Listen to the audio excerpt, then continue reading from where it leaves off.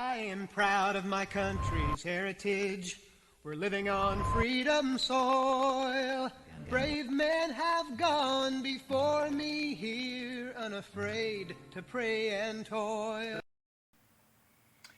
This is part 11, okay? The agreement of the people. Our Constitution is an agreement of the people, we the people. To understand agreement in the government, we're going to go to the beginning of society. This is after the flood in the Bible, after the Tower of Babel. Genesis chapter 14. Interesting book. The beginning of society and culture, really.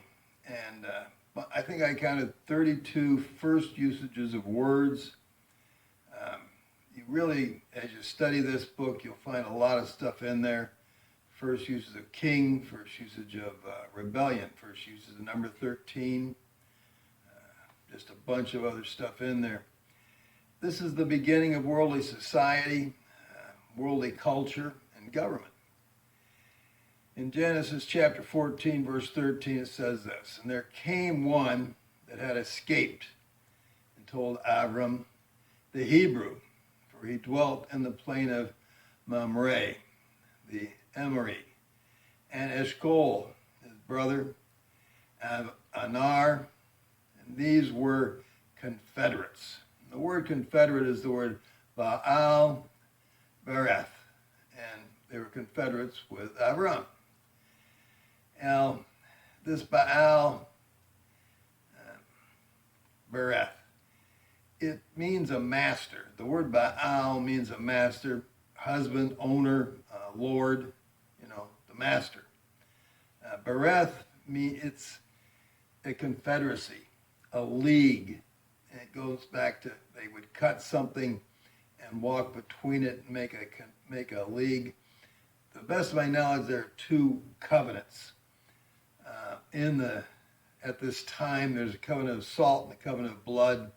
Certainly not an expert on this culture, but as far as I understand, you'd never break either one. You stake your life on it. These gentlemen, these men, are all in a covenant with Abram. In Genesis chapter 6, verse 18, I'll show you a usage of this word. "But with thee will I establish my covenant, and thou shalt come into the ark, thou and thy sons, and thy wife and thy sons' wives with thee." And then in 2 Samuel, that was Noah and God. God's making a covenant, an agreement with Noah. In 2 Samuel 3:12, this is Abner. Abner was a general. The people who supported David for being king and the people who supported Saul for being king are fighting each other.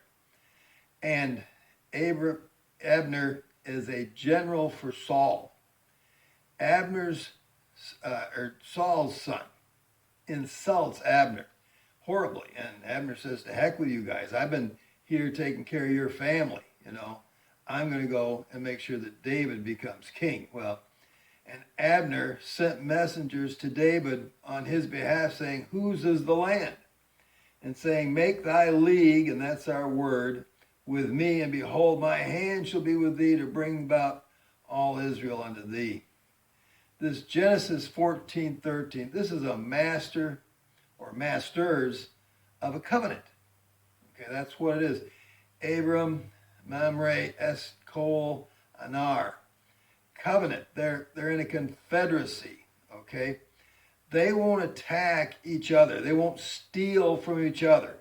Okay? They won't destroy each other. And they will defend each other. That's what they're doing here. This is the beginning of government, an agreement with commitment. We're going to see this. A compact. We agree not to hurt each other and then to defend each other. We also see in the same chapter the other form of government which exists. Okay?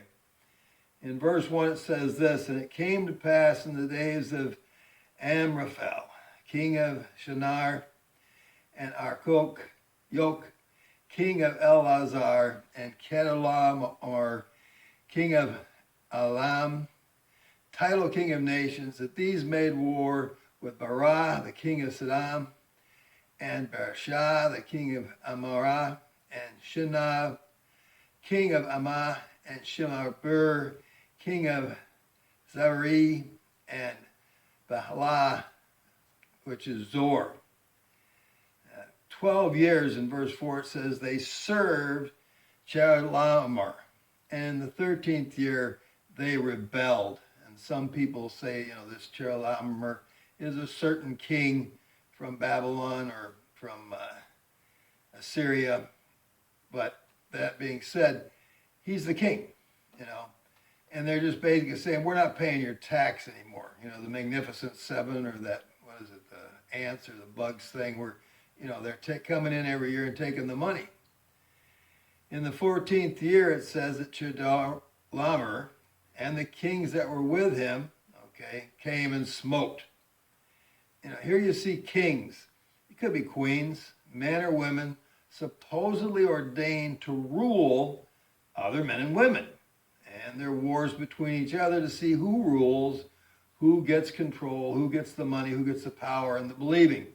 Two forms of government, an agreement between people, citizenship, and then kings ruling, In all the war, Abram's nephew, Lot, got taken prisoner. And Abram went to get him back, and because he's family. And because they were Confederates, they had this confederacy. Anar, Eshcol, and Mamre went with him. And if you go down to verse 22 in there, at Genesis chapter 14, it says, Abram said to the king, of Sidon, I have lifted up my hand unto the Lord, the Most High God, the possessor of heaven and earth. He owns it all. I work with him. That I will not take a thread or even a shoe latch, and that I will not take anything that is thine, lest thou shouldst say, I have made Abram rich. Save only that which the young men have eaten.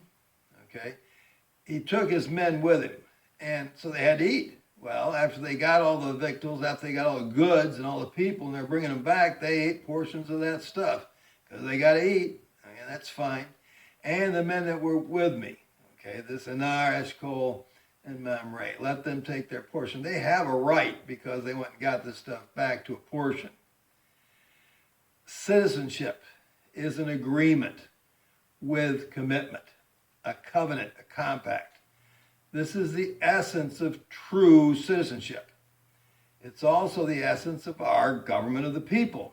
Mayflower Compact. You go to that. I'll put up a link to get to that. And in the new fashion where it doesn't have all the old words and drives you crazy, after you get down a ways, it says this: do by these presents, solemnly and mutually in the presence of God and one another, covenant and combine ourselves together into a civil body politic for the better ordering and preservation and furtherance of the ends aforesaid. Citizenship comes out of the agreement of people, this covenanting together.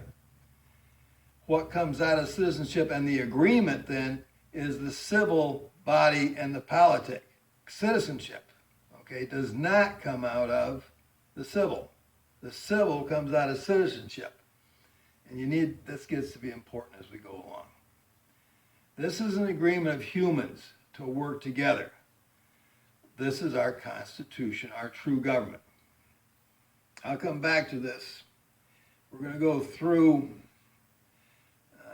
the covenant, the commitment, the agreement we have between men as it is in the ratification letters, as it's seen in the ratification letters.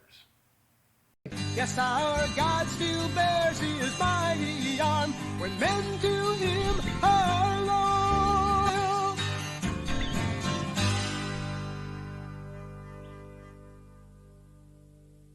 Yes, our God still bears his mighty arm when men to